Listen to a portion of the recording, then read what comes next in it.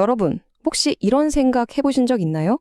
사회정의를 위해서 어떤 비리를 고발하려고 하는데 결정적인 증거에 다른 사람의 개인정보가 들어있는 거예요. 이걸 그대로 제출해도 과연 괜찮을까요? 오늘은 바로 이 문제, 공익신고라는 가치와 개인정보 보호라는 가치가 정면으로 부딪히는 이 딜레마에 대해 대법원이 내놓은 아주 명쾌한 해답을 같이 한번 살펴보겠습니다. 오늘 저희가 다루는 내용은요. 대법원 2025년 7월 18일 선고 2025도 17590 개인정보보호법 위반 판결을 바탕으로 제작되었습니다. 자, 한번 이런 상황을 상상해 보세요. 내가 다니는 회사 상사가 아무래도 회사 돈을 빼돌리는 것 같아요. 정황을 탁 포착했는데 이걸 증명할 유일한 자료가 하필 다른 동료의 개인정보가 담긴 서류입니다. 이걸 증거로 내면 과연 정의를 지킨 영웅이 될까요?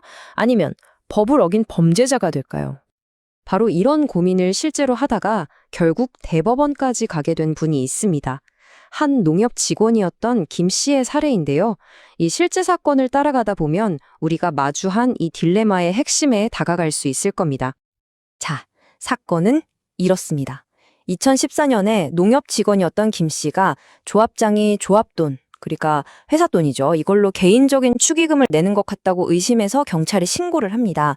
증거로 뭘 냈냐면요. CCTV 영상, 은행 거래 내역, 그리고 꽃배달 영수증 같은 걸 제출했어요. 근데 여기서 진짜 중요한 점은 이 증거 자료들에 다른 조합원이나 직원들의 개인정보가 포함되어 있었다는 거죠. 그런데 정말 놀랍게도요. 1심과 2심 법원의 판단은 김 씨에게 유죄였습니다. 왜냐하면 아무리 공익 목적이라도 개인정보가 담긴 자료를 경찰에 제출하는 행위 자체가 개인정보보호법에서 말하는 누설에 해당하고 이건 정당한 행위로 봐줄 수 없다는 거였죠. 당시 많은 사람들이 이 판결에 고개를 갸우뚱했습니다. 하지만 이야기는 여기서 끝나지 않습니다. 하급심 판결에 모두가 의문을 가질 때 대법원에서는요, 이 사건을 완전히 다른 시각으로 봤습니다. 과연 대법원은 이 사건을 어떻게 뒤집었을까요? 대법원이 꺼내든 카드는 바로 정당행위라는 아주 중요한 법 원칙이었습니다. 이게 뭐냐면요, 겉으로 보기엔 분명히 법을 어긴 것 같은데 그 행동의 동기나 목적, 수단 같은 걸 다 따져봤을 때 사회적으로 충분히 타당하고 합리적이라고 인정되면 처벌하지 않는다는 일종의 예외 조항 같은 겁니다. 자, 그럼 어떤 경우에 정당행위로 인정받을 수 있을까요? 그냥 뜻이 좋았잖아요 하면 다 되는 게 아니겠죠. 그래서 대법원이 아주 구체적인 5가지 기준을 제시했는데 이게 정말 이 판결의 핵심이라고 할 수 있습니다. 바로 이 5가지 질문을 던져보는 겁니다. 첫째, 동기가 뭐였냐? 정말 범죄를 신고하기 위한 거였나? 아니면 개인적인 복수심 때문이었나? 둘째, 그 정보를 누구한테 줬냐? 경찰 같은 공적 기관이었나? 아니면 그냥 인터넷에 뿌렸나? 셋째, 꼭 필요한 정보만 최소한으로 포함했나? 넷째, 그 정보가 얼마나 민감한 정보였나? 그리고 마지막으로 정말 다른 방법은 없었나? 이런 식으로 하나하나 꼼꼼하게 따져보는 거죠. 자, 이 기준들을 김 씨 사건에 그대로 한번 적용해 본 거예요. 그랬더니 결론이 명확해졌습니다. 실제로 조업장은 유죄 판결을 받았고요. 제출된 정보는 아주 민감한 사생활 정보는 아니었죠. 그리고 그 증거 없이는 범죄를 입증하기가 거의 불가능했습니다. 무엇보다 이건 개인의 이익이 아니라 조합 운영의 투명성이라는 공익적인 목적이 아주 뚜렷했잖아요. 그래서 결국 김 씨의 행동은 정당행위다. 이렇게 결론이 난 겁니다. 자, 그럼 이 판결이 우리 실생활에서는 대체 어떤 의미를 갖는 걸까요? 이걸 알아두는 게 중요하겠죠? 어떤 건 되고 어떤 건 안 되는지 구체적인 사례로 한번 살펴볼게요. 이 표를 보시면 이해가 확 되실 거예요.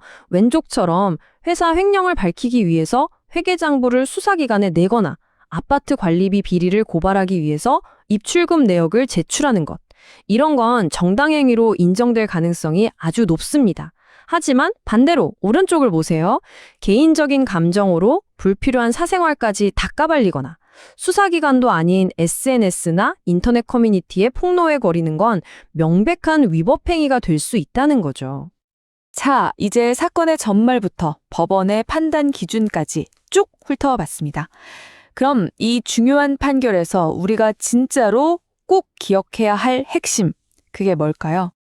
결론부터 말하면 예외는 있지만 그 조건이 정말 까다롭다는 겁니다. 첫째, 사적인 감정이 아니라 순수한 공익 목적이어야 하고요. 둘째, 반드시 경찰이나 검찰 같은 공적 기관에 내야 합니다. 셋째, 범죄를 증명하는 데 필요한 최소한의 정보만 담아야 하고, 마지막으로 다른 방법이 정말 없었을 때만 허용된다는 점. 이 네 가지를 모두 충족해야 합니다. 이 부분은 정말 중요해서 다시 한번 강조하겠습니다. 이 판결이 나왔다고 해서 이제 다른 사람 개인정보를 막 써도 되는구나 하고 오해하시면 절대로 안 됩니다.